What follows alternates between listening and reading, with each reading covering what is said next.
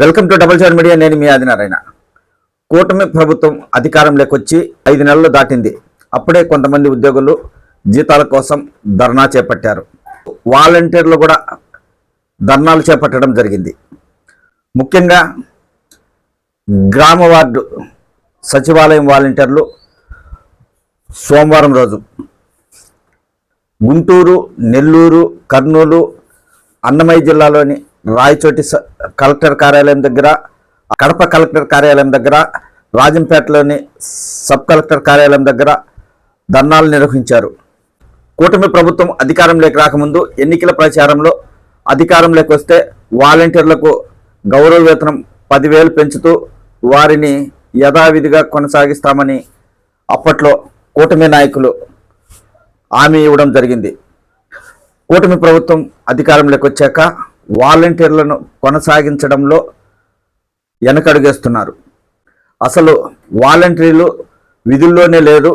వారిని మేము ఎలా విధుల్లో కొనసాగించాలి లేదా తొలగించాలన్న ఎలాంటి నిర్ణయం తీసుకోవాలని స్వయాన డిప్యూటీ సీఎం పవన్ కళ్యాణ్ గారు మాట్లాడితే, అలాగే మంత్రి బాల వీరాంజనేయ స్వామి గారు కూడా వాలంటీర్లను వైసీపీ ప్రభుత్వం మోసం చేసింది, వారిని విధుల్లోకి తీసుకోవడానికి వారు విధుల్లో లేరు, వారిని ఎప్పుడో తొలగించారని వ్యాఖ్యలు చేయడం జరిగింది. శాసన మండలి సమావేశంలో డిప్యూటీ సీఎం పవన్ కళ్యాణ్, మంత్రి బాల వీరాంజనేయ స్వామి వ్యాఖ్యలతో వాలంటీర్లు ఆందోళన చెందారు. కూటమి ప్రభుత్వం అధికారంలోకి వస్తే 10,000 వేతనం వస్తుందని ఆశగా ఎదురు చూస్తున్న మాకు ప్రభుత్వం ఇలాంటి జలక్ ఇవ్వడం ఏంటనే వాలంటీర్లు వారికి వారే ప్రశ్నించుకుంటున్నారు.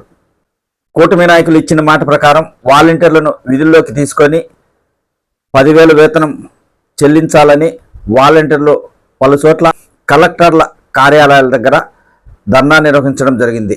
మరి రాష్ట్ర ప్రభుత్వం వాలంటీర్లపై స్పందిస్తుందో లేదో వేచి చూడాలి. గతంలో వైఎస్ఆర్ కాంగ్రెస్ పార్టీ అధికారంలో ఉన్నప్పుడు వాలంటీర్లు గ్రామాలలో ప్రభుత్వ సేవలను ప్రజలకు అందించేవారు. గతంలో కొంతమంది వైసీపీ నాయకులు మాట్లాడుతూ వాలంటీర్లు మావారే అన్న రీతిలో మాట్లాడడంతో అది కూడా వాలంటీర్లకు మైనస్గా మారింది. ప్రస్తుతం ఉన్న పరిస్థితుల్లో అయితే కూటమి ప్రభుత్వం వాలంటీర్లను కొనసాగిస్తుంది అనే ఆలోచనలో లేదనేది క్లియర్ కట్గా అర్థమవుతుంది.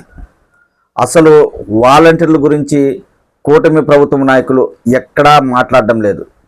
వారిని తీసుకొని విధుల్లో కొనసాగించాలనే ఉద్దేశం నాయకులకు ఎక్కడా లేదు. దీనిపైన నిర్ణయం తీసుకోవాలంటే రాష్ట్ర ముఖ్యమంత్రి నారా చంద్రబాబు నాయుడు గారు, డిప్యూటీ సీఎం పవన్ కళ్యాణ్ గారు, నారా లోకేష్ బాబు గారితోనే సాధ్యమవుతుంది.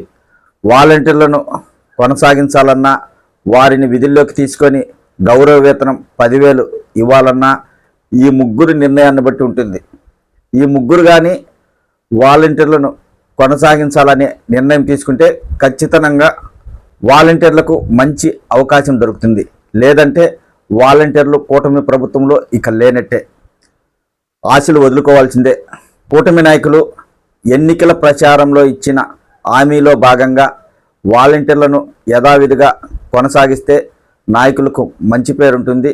లేదంటే ఖచ్చితంగా అయితే మాట తప్పారు అని కూటమి ముఖ్య నాయకులు నిందలు మోయక తప్పదు. కూటమి ప్రభుత్వం అధికారంలోకి వచ్చాక కొన్నిసార్లు వాలంటీర్లను విధుల్లోకి తీసుకునే అవకాశం ఉందనే ప్రచారం కూడా సాగింది.